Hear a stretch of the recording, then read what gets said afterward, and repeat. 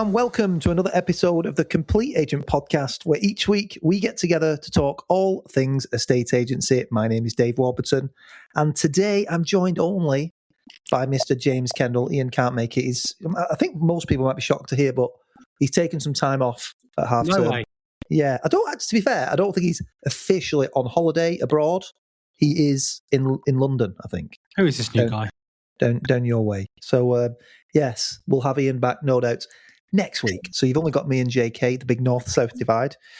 But hopefully we'll give some value. And I think today we're going to discuss, well, it's, what is it? It's April now. So for those that are regular listeners. April. So we preach consistency, and we've been recording one a week, every week. And come rain or shine, we couldn't do Thursday. I was at a wedding. Ian was in London. You were busy as FOK. So I don't know if that was the reason, but yeah, we couldn't do it on our usual Thursday morning. So here we are on a Saturday afternoon. So anything could happen. It could, and I'm not going to lie, I'm flagging a little bit. So it could go south. But I think it's going to be interesting. I think because we, as people, regular listeners know, and as our members know. It is April, so we are now doing our first, our Q1 review letter, our not on the market letter that's going to be going out. And, when we put these together, I know I send out around 9,000 of these every quarter. JK, I know that you're somewhere similar, perhaps even a bit more. But they are packed with value for the clients that we target. And I suppose we can touch on a few things that we're going to be covering in that and get each other's opinion, and I'm sure that it will provide a little bit of value and context, because it's important, JK. I mean, I don't know about you, but what I find when I'm speaking to clients at the moment, particularly those that have been on the market for some time with other agents and you get invited out, they haven't got a clue. I think they're just the standard response is, oh, it's quiet because of the war, or yeah, it's just a bad market at the moment. The amount of people who've said to me, they'll start with, like, I've got a property at the moment it's been on the market for 5 weeks. It's 1.25 million. It's had, I think, 8 viewings in 5 weeks, which is not bad for a 1.25 million pound house where it is, because it's right at the top end, very, very unique and an isolated home. And he's been away for a month. And he got back, he rang me, he said, "Hi Dave, just ringing to catch up really, check up on everything." That was what we'd agreed. I said, "Yeah, no worries, good to chat with you." He said, "Listen, I know the market's dead at the moment." And I had to correct him. And I said, "Listen, Howard, it's not. I don't want to sit here and say your house is not selling because the market's dead. It's not. You've had a good level of viewings, and the sales that I can talk you through this quarter, I think you'd be really impressed with and maybe surprised with a few. Anything ranging from sort of 500,000 all the way up to, our highest value sale this year is, certainly in terms of sales agreed this year is 1.9 million. We're completing in a couple of weeks on one at 2.35 million. But there's a really broad range. So I was sort of saying to him, don't be fooled. The market isn't dead yet just because of everything that's been going on. There is still a window of opportunity here to sell your house. It's all about pricing and marketing, and he's getting a good level of interest. But I'm not going to sit here and tell you that the market's dead just because yours hasn't sold yet. And he respected that. We went through some of the stuff, but certainly what I'm seeing, JK, is that a lot of people are being told that. And, I mean, don't get me wrong. I've said that to a few clients, in that the war, whether you like it or not, or the conflict, is having a global effect on the market, on everything. But it's not necessarily the reason your house isn't sold. The reason your house isn't sold is because it's on for too much money, generally. What is it? The quality of the marketing, the exposure it receives, and the frequency and the quality of the communication with the clients. But a lot of the time, the good times were starting to roll here, I think, second week of Jan, where interest rates were coming down. There was an 80% chance there was going to be another interest rate cut. The IMF had talked about 2 consecutive rate cuts, two rate cuts by the year end. And then we sit here with the swaps now sitting at 4%. So, the view tends to be that the next MPC meeting is going to yield a rate increase with maybe 0.25%, maybe 0.5%, who knows. And I think the view generally is there'll be 3 interest rate rises in Europe.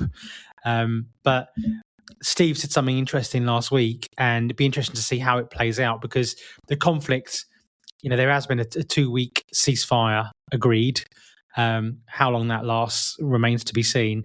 But what I found interesting was, the 14 tons of aviation fuel on its way to Europe from the Middle East, and the knock-on effect that's going to have on the aviation industry across Europe. Ryanair had already started talking about cancelling flights, and it's just the whole.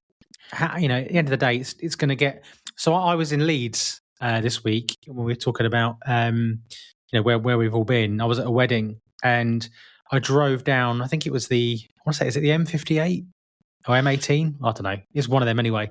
But I was driving down that road, and one of the Shell garages. I mean, I'm driving an electric car, so I'm feeling very smug at the moment. But when I drove past the Shell garage, like, the most expensive diesel price I saw on my journey was 199.6, nearly £2 a litre.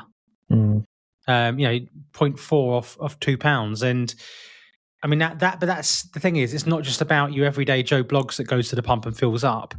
It's the logistical part of it as well. All of the logistics around up and down the country, people delivering food, to provide services, tax, everything is going to be going up as a result on the back of it. Whether mortgage rates are one thing, but everything else is going to be getting more expensive. And like Steve said, if we can get to nearer where we were at $50-$60 a barrel, then the good times will roll, interest rates will drop, house prices will go up, and the good times will roll. We're sitting at about 90, I think, at the moment. And if it goes anywhere or continues to rise over 100, then, we are going to be seeing the R word, the recession, without a doubt. And I just think there is a prime opportunity here. I remember going to see, I think his name was John Street, who was the ex-CEO of John Lewis. I saw him speak probably 15 years ago, and he said something that always stuck with me, and that was never waste a crisis. And talking about the Middle Eastern conflict, if you're trying to get a price reduction, there's no better time than to try and get a price realignment when, what's the Tom Panos thing says, if you get no viewings, blame the agent, get bad offers, blame the market. And if you can articulate the market in such a way and say, well, look, it's, you do have to kind of blame the market to a degree and say, look, it is interest rates that are putting pressure on people. Your average first-time buyer mortgage, and I think Steve said something interesting as well last week, that, everyone thinks back to the mini budget of Truss and Kwarteng and the amount of mortgages that were repriced after that. And after this conflict, there's been more mortgage products repriced than there were in the mini budget, but it hasn't got anywhere near as much airtime as it did on the news. But houses are still being sold, and the reality is, roughly, we're at where we were last year in terms of interest rates, so in terms of buying power. And I think it's good to reframe that. Yeah, I agreed. I mean, this is it. So it'll be a bit different up and down the country. So, going back to my point there about when I was speaking to a client this week, and he was saying, I know the market's dead, Dave. I appreciate that, I'm up in the north. Things might be a little bit different here than it is down the south, but the principle's the same. You need to be still having the same conversations and reporting the market conditions. But if we look at the facts, what's happening right now, so transaction levels are down. If you look at the HMRC data, I think transactions are down sort of 15 to 20% this year on last year. So there are fewer buyers in the market. There's no question about that. And prices have been a bit flatter. There's no question about that either. Certainly where I am locally, you've very much seen since that COVID period a sharp rise, and most areas have seen a drop, almost equivalent. Not quite, but almost equivalent. Certainly a leveling off curve. It's sort of dropped quite steeply and then leveled off, and then a little bit like a roller coaster. Can I just say though, Dave, on the transaction levels, I think it's important to reframe that as well in wider context, because what we have to remember is last year there was a stamp duty rush as well. Yeah. So there was a lot of transactions that sneaked into 2025 where people were rushing to beat the stamp duty. And I think that artificially inflated that market, because let's be honest, the market of 24, 25 was quite tough. I mean, we still had a great year, and turned over a decent amount, but it wasn't. I think the COVID markets of 20 to 22 are unprecedented. I don't think I've since maybe 06, 07. I don't think I've seen a market like that. But there is you kind of you got used to back in the day, that sort of cyclical nature of the market where, you sort of, your Q1, Q2 was pretty bumper, and you got it through in Q3, Q4, maybe pick back up in September after the school holidays. Everyone forgot about the cyclical nature of the market after COVID, when things started to quote unquote normalize, and higher interest rates came in and sort of the brakes started to come on. I think agents forgot about the cyclical, I keep saying that word, cyclical nature of the market, and seasonal nature of the market. And I think people have got too used to putting it on and selling it in a week. And when you look at the data, 67 days, I think the last HPI was to go under offer, and things aren't selling in a week. However, going back to data from Rightmove, the data from Rightmove says if you get an email inquiry on the house in the first day, then you're 90% likely to sell it. And I think if you don't sell it, I think Gatesy shared the stat with me that Rightmove data basically says if you don't go under offer in the first 12 weeks, you're only 14% likely to sell. And that's really powerful to use in the living room. We're not in a rush. Yeah. Well, you might be if you know that. Yeah, exactly. I mean, again, the other one, 34% of homes, that's another stat that I was looking at, have been reduced. They've reduced their asking price. Average reduction, 7%. Yeah. So, people overpricing is a problem in all markets, isn't it? Let's be honest. But do you find it in your area, Dave, where a lot of agents overvalue and undercut you on fee, or is that just in my area? They're pretty good here. Yeah, we're all the same. We're all 2% plus VAT, and we're all absolutely bang on, so everything sells. Yeah. Honestly, the amount of times I hear that, like from you speak to agents, well, it's different. It's all right for you guys. It's different in my area because everyone else is charging 0.7%. Well, newsflash, mate. There's people in this area charging 600 quid to sell your house. So, it is what it is. Yeah, I lost one actually last week. Really nice couple, got a lovely house, and all the data tells me it's probably close to $1 million. And anyway, they sent me a really nice email. Just saying thanks for your time. We really appreciated everything, and we did really want to work with you. But we've had another agent in who tells us that the house price is much closer to like 1.25 million, and they are much more competitive on fee. So yes. £250,000 more, and much more competitive. So more likely around 1%, most likely, probably less. And it was one of those where I think, okay, no problem, that's great, good luck, and then hopefully I'll see you in a few months. Yeah.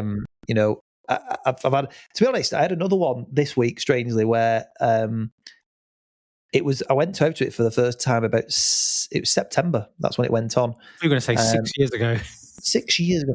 No, September it went out, and it's a really nice home. The value of it is around 650 to 700,000.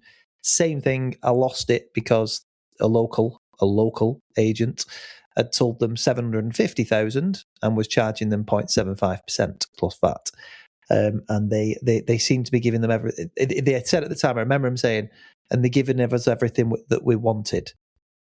So I obviously politely responded saying, no problem at all. Best of luck with it. I'll keep in touch with you. And if you need any help, I look forward to, doing that in the future, but best of luck. I'm sure it'll sell.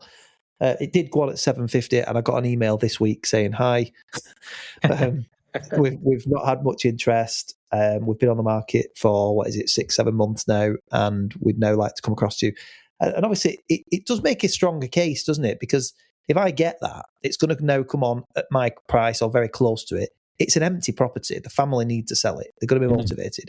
So sometimes it's great to just wait. You don't have to win every instruction. No business. Yeah, exactly. It would have just sat if I'd have taken it on at their price, and I'd have had to lower my fee to take it on because they were all sold on the lower fee. It's just not for me. So I No. just sort of said, no, it's fine, no problem, kept in touch with them. And yeah, they've come back to us this week. So you don't have to win everyone. Anyway, I digress. But price sensitivity is everything at the moment. So as I say, 34% of homes have a reduced asking price, and the average reduction is 7%.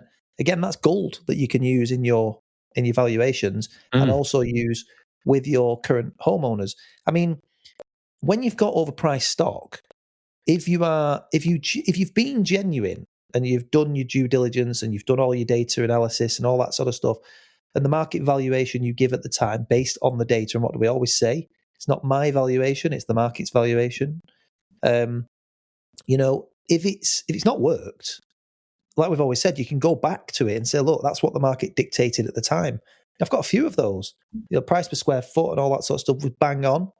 But in that moment, you don't know because you don't know what the market's going to do.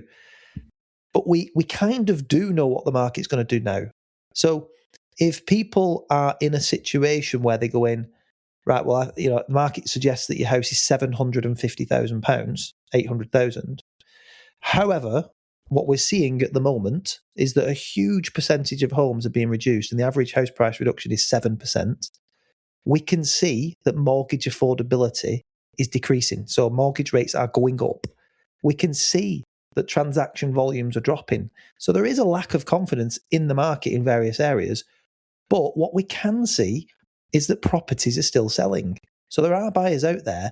They are just being very, very selective, and price sensitivity is everything. So why don't we be more competitive with your asking price based on all the facts that we have here? Because if you get them on, as you've always talked about, JK, at a little bit below the price point that they were expecting maybe, and use your skill to get them on at a price that is perceived to be below market value so that it attracts interests and generates competing viewings and offers, the result's going to be better for you and that client. So, you can use all this. It's really important to use this data and articulate it to your sellers and the valuations that you go into, the new business that you go into. It's really, really important that you do that. That's the key.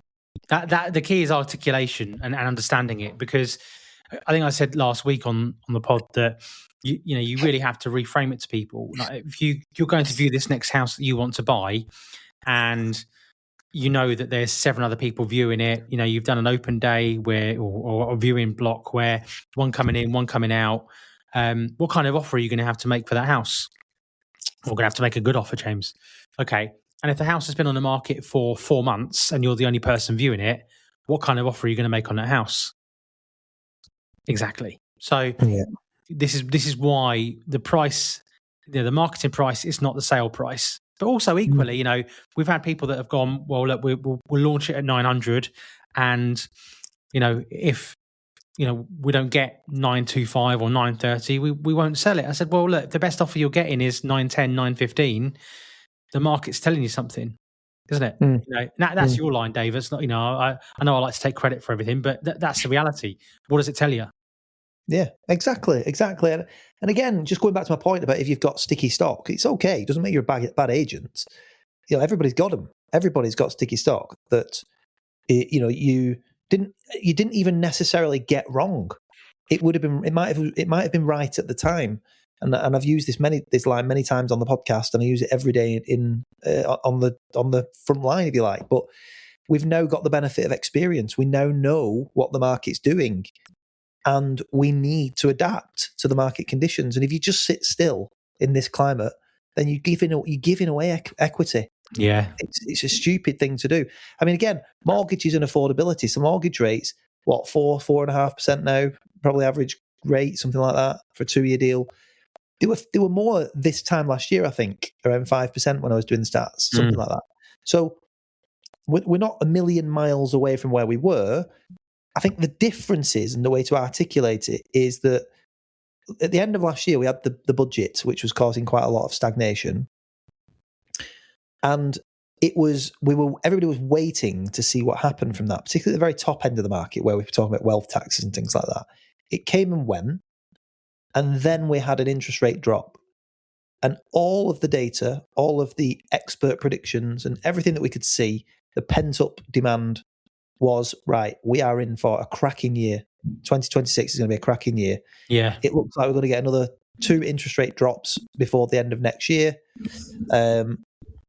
Yes, stamp duty was back, and that's expensive and things like that.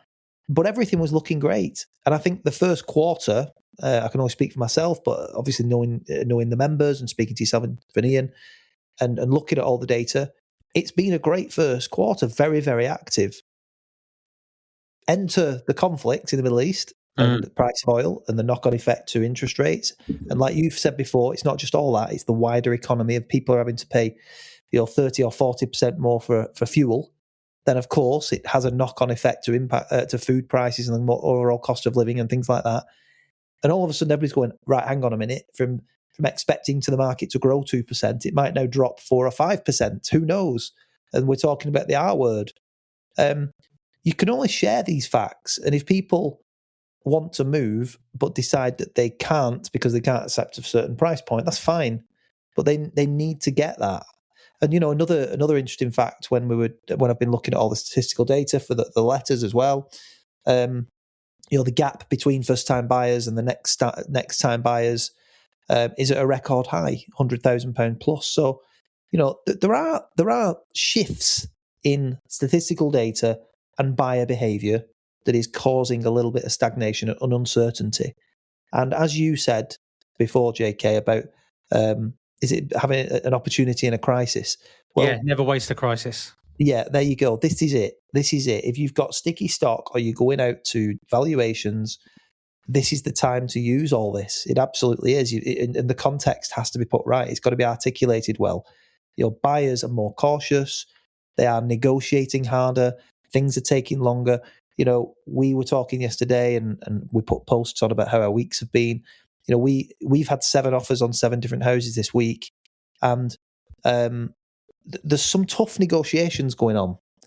There's some. Have you not noticed how protracted some of it is as well? Like, like stuff that's usually been wrapped up in like a few days or a day or a week or whatever is taking a lot longer. Like I'm hoping to, in the next few days, finally try and do a deal on the £3 million that I've got. Like, how long have I been talking about that? I'm talking about that for the last 5 bloody weeks. I think you were taking the piss out of me for having the same 7 offers for the last 8. So this £3 million house still hasn't been funny.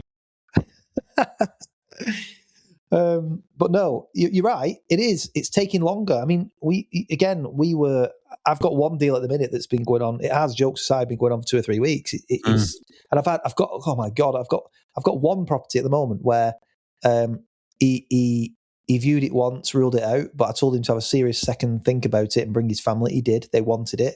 Then he ruled it out. He had a 3rd viewing. They loved it. They fell in love with it again. And he said, "Oh, my mum's over. Can I bring her around?" 4th viewing. Wow. Rang me the other day and went, "Do you know what? It's not for us." Oh my Brilliant. Goodness me. Yeah. And he's already made an offer. So very fickle, the buyers at the moment. Everything's taking longer. Negotiations are harder. They are more cautious. And we are getting stupid offers, like laughable offers on some homes. Well, do you know what's funny? I'm talking about members, talking to one of our members last night. I was having a good chat with Mike Parry, and we were just talking about a negotiation that he's been part of recently. And I won't go too deep into figures, etc. But somebody he's been helping negotiate on a purchase, and the price from where they're up to what they've offered is 200k below, and the agent, I mean, his words, not mine, were, the agent was just weak, really, really weak, didn't want to spar, just, literally folded over. And they're pretty much, I think, about 180 grand under asking.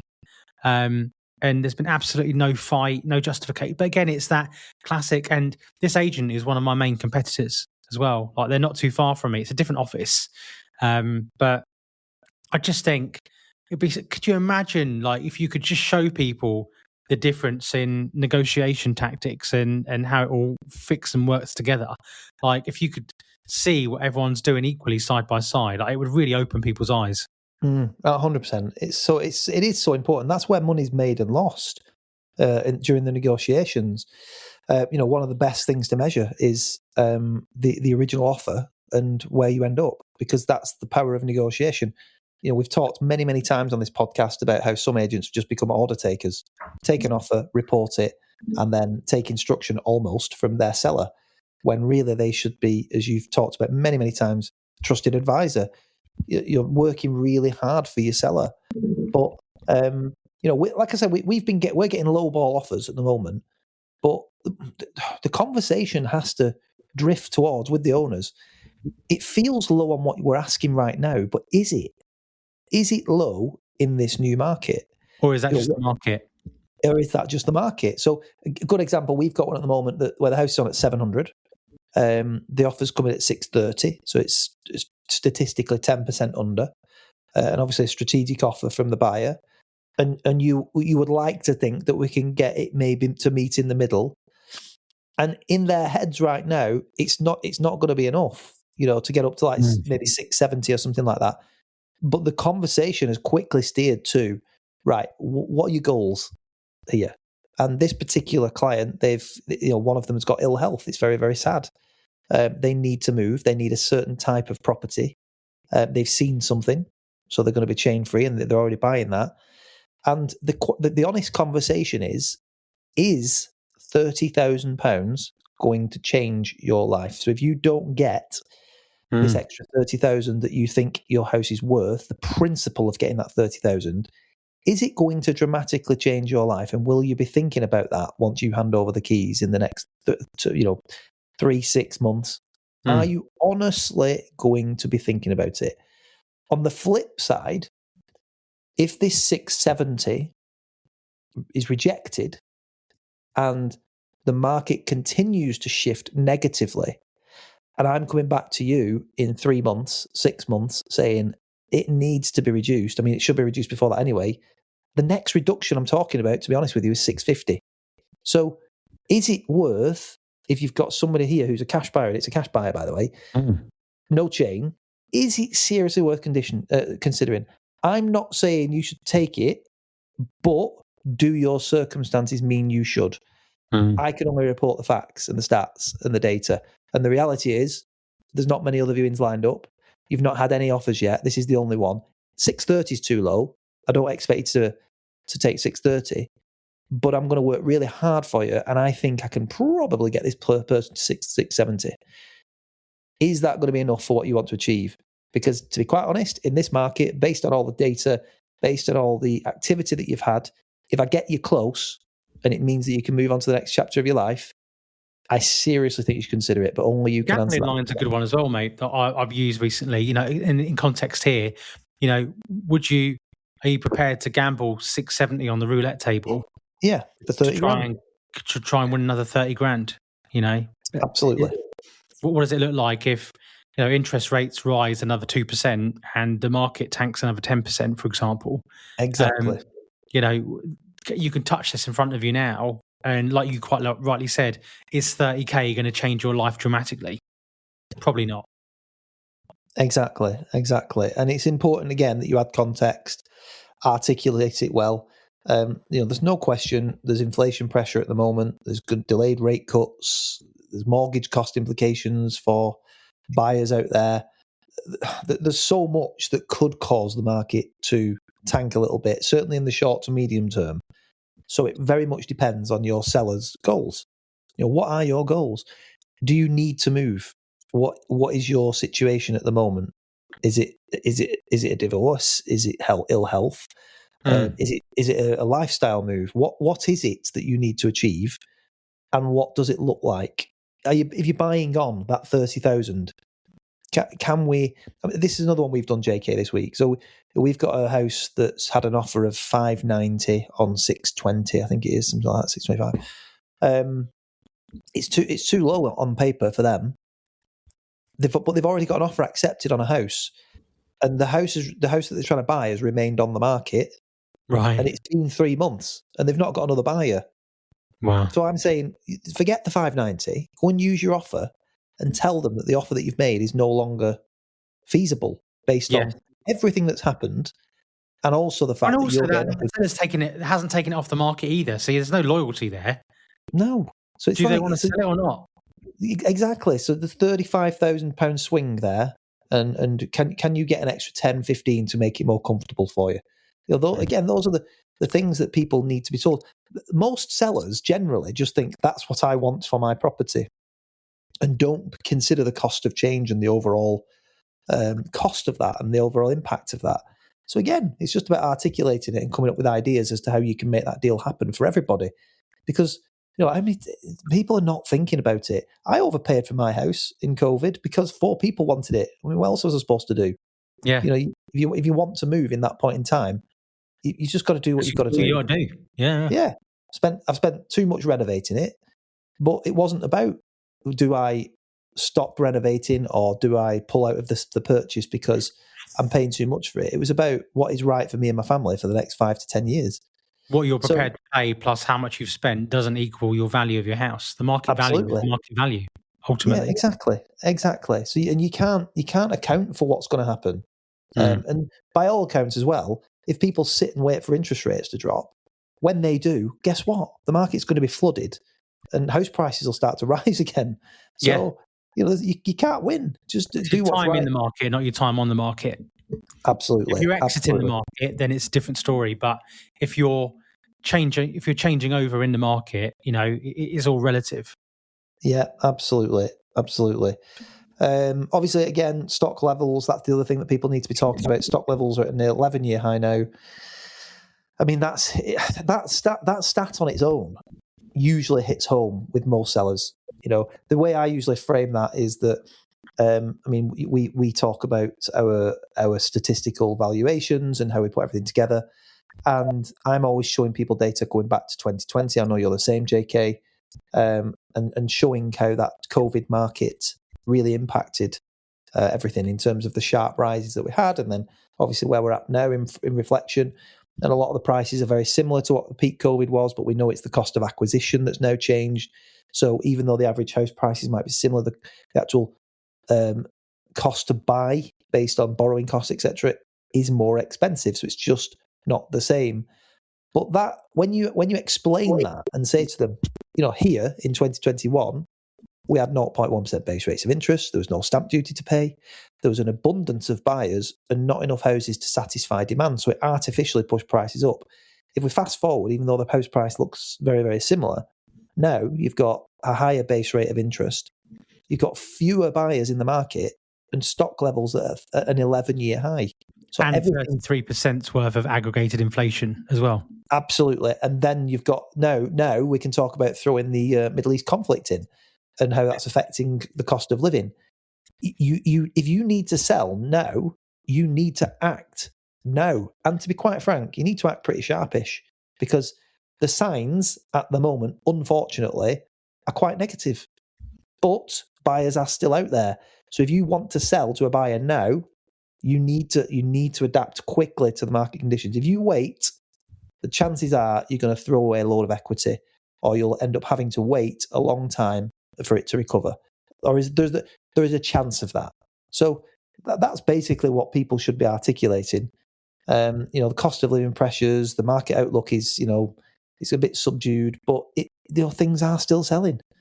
And I think agents just need to be making that clear that there's more stock, so there's more choice. Buyers have options.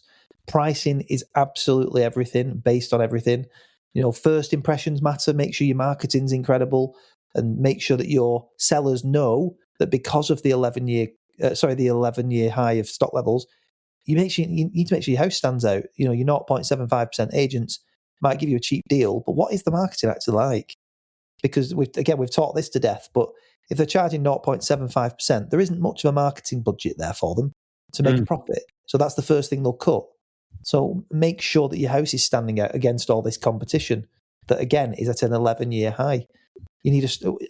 Are you discussing a proper marketing strategy? We joked before, JK, but it's true, and we've not used it for a long time. But the agent can control 3 things. What's that, Dave? What can I control? The quality of the marketing, the exposure that the property receives, and the communication. That's it. Now, if your marketing is crap or substandard, that's on you as the agent. If your exposure is crap, so you're not doing regular socials, you've not got your agent collaboration, you've not got buyer networks, you're not doing more than just Rightmove, that's on you. And if you're not communicating with your vendors, that's on you. But if the market tanks, that's the market. It's not you. Yeah. So take care of those three things, and you'll be okay. And learn to articulate this stuff. You will be okay. Agent.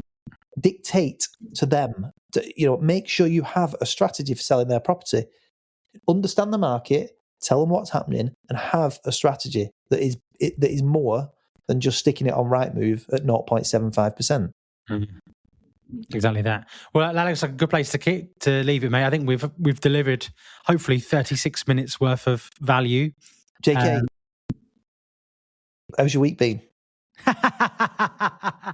Forgot. I haven't really been here. Have I? I've been at a wedding, spending time with family. Like the business week has been okay. We've got 3 deals in the bag, I think, so far. Say negotiating on a couple of others. I don't think I think the size of the deals will help us significantly. And I'm got a bit of an issue on a big one that I've got at the moment as well, which is going to hurt if it does go south. But you can only do what you can do. And I know you've been negotiating on the same 4 houses that you've been 7. Sorry, negotiating on the same 7 houses that you have for the last 7 weeks. But how has your week been, Dave? Really? Good. JK, thank you. Good to know, mate. Good to know. Right, see you next. No, we've had jokes aside, I've had some nice time with the family, which has been good. For you, not for them, obviously. They hate me, but but in the background, no, the business has been good. Valuations were a bit lighter in March, but extremely manageable and lots of good quality. So we've got some nice instructions to come. We, like I said, 7 offers last week, which is amazing. The pipeline is the biggest it's been in 12 months. That's good. Yeah. So there's lots of positive things happening. I do think there's a little bit. I mean, we've mentioned this before. But I do think there's a bit of a what am I trying to say? I don't know what the word is I'm trying to come up with. There's a bit of a lag, basically, with. I think a lot of people have got mortgages that are due to expire, so they are trying to get deals over the line. I've had a few people, say it from the horse's mouth. If we don't get this deal done by X date, we lose our mortgage offer, and I'm back to the drawing board, and it's going to be more expensive and makes it less affordable for me. So, that's another thing that you can use. People thinking of speaking to homeowners when they're getting low ball offers. A lot of these buyers have got mortgages where they've got 6-month expiration dates. And if they've locked in good rates 3 and 4 months ago, when those expire, they have to reapply for the same products that are now more expensive. So again, it's so important to articulate that to your sellers, because it could affect their target market's borrowing power, and therefore the price that they could achieve on that. So seeing a lot of that. But it's been good, JK. I mean, where I am, we're getting some good offers on stuff, some derisory offers, but others that we can work with as well. Instructions have been decent, pipeline's good, can't complain, and everything we've talked about is basically what we're articulating to our clients and valuations at the moment. Yeah, cool. All right, well, Backwards podcast. What about yours, Ian? Barn conversion, lads. Got lost. Have you ever sold anything but a barn conversion, Ian? No. Okay. I'm fighting tonight. That's a lie. I'll be fighting tonight, so make sure. That's why I'm not on the podcast. Oh dear, I'm tired. Sorry. Yeah, me too. Anyway, On that note, thanks everyone for listening. Thanks for bearing with us. Hope that's been valuable. We will see you next week. Thanks for listening. Cheers, guys.